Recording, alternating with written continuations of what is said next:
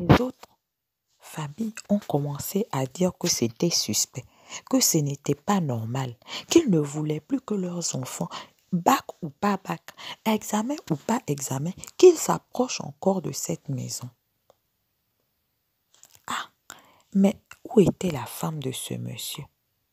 Je te dis que sa femme, la femme de ce cadre, la femme de ce monsieur que tu vois là, qui est fou par moment, sage par moment, lucide par moment, pas lucide par moment, cet homme qui est aimé et détesté à la fois, la femme de ce monsieur, il paraît que, on dit à ce qu'il paraît, qu'elle serait partie avec un autre. Personne ne l'a jamais vu partir, personne ne l'a jamais vu avec cet autre. Personne ne sait vraiment si cette femme est partie. Ce qui est sûr, c'est qu'elle a disparu un jour comme un autre. On l'a vue un matin, on ne l'a plus vue le lendemain matin. Et lui-même, il nous a dit qu'elle avait trouvé un bon ami dans le village d'à côté. Personne n'a vu, on a juste entendu. Et on a juste entendu ça de lui. Mais cet homme n'est pas sincère. Quand tout ceci a commencé à se passer, j'étais son voisin. Les gens ont commencé à faire des palabres. Le problème aujourd'hui, s'il se retrouve moitié fou, moitié sage, moitié lucide, c'est parce que il y a une famille qui avait envoyé son fils unique à cet homme. Parmi le dernier lot des personnes qui étaient parties, ce fils n'est jamais revenu. Lui, il n'est jamais revenu. Ceux qui sont revenus après leur nuit de sommeil dans la maison de leurs parents. Ils sont devenus fous. Ce qui fait que aujourd'hui, les gens se disent, quand ils l'ont porté plainte, il a dit, vos enfants sont revenus. Ils sont dormis chez vous. Ils sont arrivés lucides et vous-même, vous avez mangé vos enfants et vous accusez qu'ils sont devenus fous. Est-ce que ces enfants-là, quand ils sont revenus après être passés chez moi, ils étaient fous? Et c'était la vérité. Parce que cet homme était malin. Il savait exactement ce qu'il faisait. Il faisait en sorte que ses enfants reviennent, qu'ils parlent à leurs parents, qu'ils mangent et qu'ils dorment dans la maison de leurs parents. Et le lendemain, il avait le temps peut-être de manipuler l'esprit des enfants dans la nuit, afin que ces enfants ne racontent jamais ce qui lui aurait vraiment arrivé, où ils étaient passés. Le lendemain, ces enfants se réveillaient fous dans la maison de leurs parents. Aujourd'hui, qui peut-on blâmer? Le problème aujourd'hui, je me dis, je pense, je crois, et je suis presque sûre que s'il est comme ça aujourd'hui, c'est parce qu'il y a un enfant parmi les 20 enfants qui sont partis. 19 sont revenus. Il y a un fils unique qui n'est jamais revenu jusqu'à aujourd'hui. Ce fils unique a demandé audience au roi. Et le roi leur a accordé l'audience. Ils ont expliqué, oui, c'est vrai, les autres enfants sont revenus. Ils sont devenus fous dans la maison de leurs parents, mais le nôtre n'est jamais revenu. Il a été condamné par le roi. Ah bon, lui ai-je dit. Oui, il a été condamné par le roi de faire revenir cet enfant.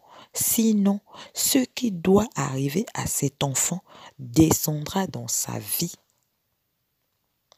Un jour, un matin, un soir, un jour, il s'est réveillé. Il était bien. Il a mangé chez lui. Il s'est réveillé chez lui. Il s'est endormi chez lui. Il s'est réveillé le lendemain. Il a couru aussi du village d'un bout à l'autre en enlevant ses habits. Cet homme est une méchante personne. C'est ce que moi je pense. C'est ce que pensent les villageois. Chut! Attention, quelqu'un arrive. Il ne faut pas qu'il nous écoute. Sinon, ni toi, ni moi, personne ne verra le jour le lendemain. Parce que les murs ont des oreilles. Et il a beaucoup d'espions qui vont souvent lui dire les choses qui se passent dans le village. Mais alors, Pourquoi l'appelez-vous toujours lors des grandes réunions? Ah! Tu ne veux pas qu'on l'appelle pour que tout le village disparaisse? Il a dit au roi que si jamais on fait des choses derrière lui ou contre lui, il fera disparaître le village. Et les enfants ont disparu 6 mois, tout le monde l'a vu, tout le monde le sait. Et l'autre enfant n'est jamais revenu. Nous, on ne veut pas disparaître. On l'appelle et il vient, il commande, il donne des décisions. Du coup, c'est lui le chef. Et c'est lui-même le chef du roi. Le roi est roi devant les gens, mais la nuit, il paraît que ce qui est dit, c'est lui qui commande le roi. Ah bon? Lui ai-je dit. Voilà quelqu'un, ne dis plus rien. Cherche un peu un truc. Ah, on s'est mis à parler d'autre chose. Parce que la personne qui passait là, il paraît, c'était son ami intime. L'ami du fou. Ah bon? Tu veux te réveiller le lendemain ou pas? Ah, moi je veux me réveiller le lendemain. Donc, chut.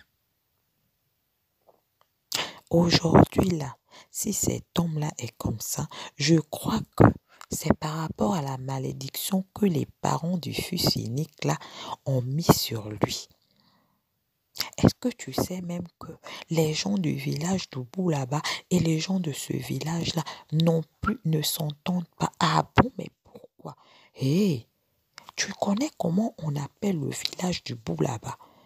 Ah non, je ne connais pas. Le village des fous. Ah bon, le village des fous?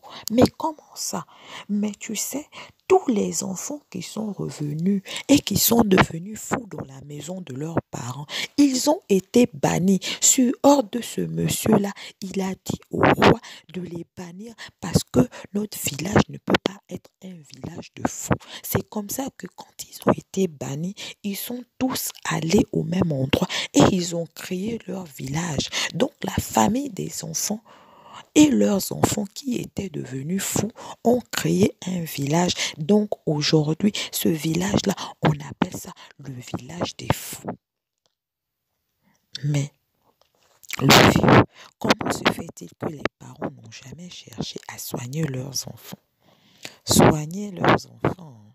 Il y a une dame qui a commencé à chercher à soigner son enfant. Son mari est mort. Elle a dû arrêter. À chaque fois qu'ils essaient de faire quelque chose pour remédier à quelque chose sur les enfants en question, il y a des membres de leur famille qui périssent.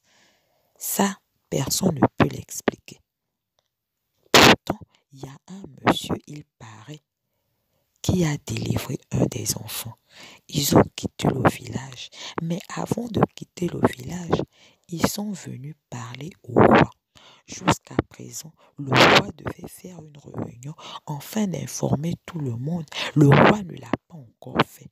Il paraît que j'ai entendu dire, on ne sait pas si c'est vrai, on ne sait pas si c'est faux, que le roi va convoquer une réunion afin d'expliquer ce que les parents de ce jeune qui a été guéri lui a expliqué aussi.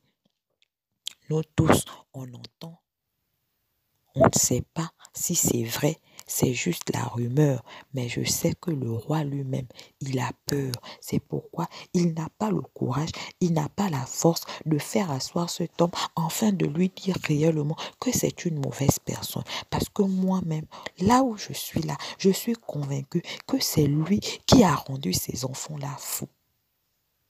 Ah bon? Mais d'après toi, moi je ne peux pas penser je ne veux pas disparaître. N'est-ce pas ce que tu m'as dit? Ah, toi aussi tu es peureux, hein, mon fils.